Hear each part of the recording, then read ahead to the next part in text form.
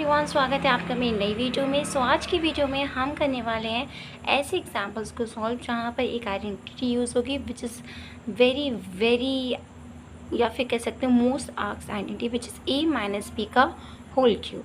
And इससे related आज हम करने वाले हैं काफ़ी सारे क्वेश्चन को सॉल्व।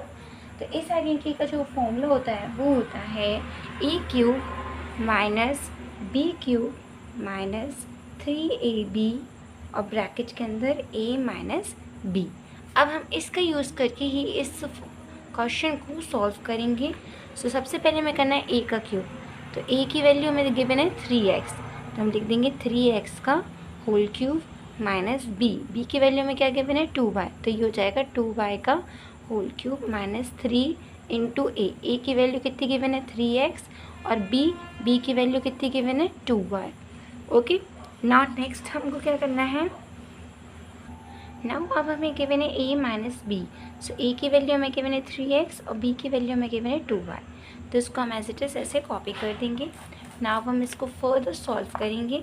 देखो हमें क्या मिलेगा, 3x का क्यूब करेंगे यानी कि 3 का क्यूब हो जाता है हमारा 27, x का क्यूब हो जाएगा x क्यूब माइनस 2 का क्यूब होता है 8, y का क्यूब हो जाएगा y क्यूब माइनस 3 3 जा 9, 9 2 जा 18 xy, ये आ जाएगा और ब्रैकेट में हम लिख देंगे 3x माइनस 2y।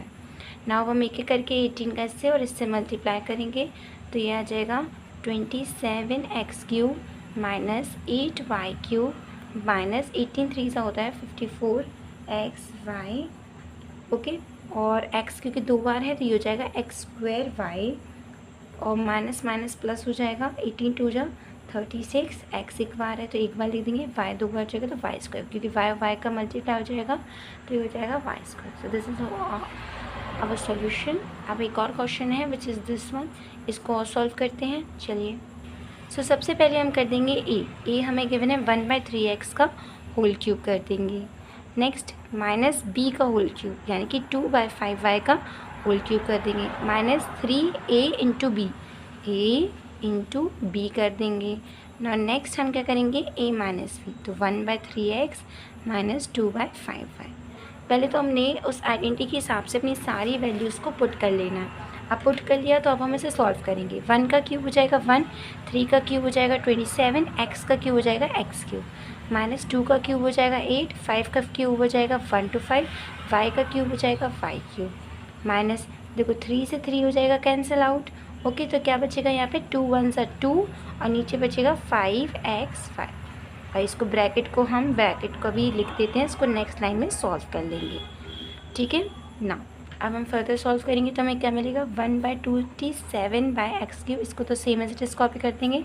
ऐसे 8/125/5 y क्यूब 125 मल्टीप्लाई 5 क्यूब, इसको भी सेम एज इट इज लिख देंगे ना। 2/5xy का मल्टीप्लाई 1/3x से करेंगे तो 2 1 सा तो 2 आ जाएगा, 5 3 सा आ जाएगा 15, x सा होता है x स्क्वायर और y की वैल्यू y आ जाएगी, माइनस माइनस हो जाएगा प्लस, 2 2 जा हो जाएगा 4, 5 का 5 से करेंगे 25, x तो यहाँ है नहीं तो x का x, y 2 टाइम हो जाएगा तो y का स्क्वायर।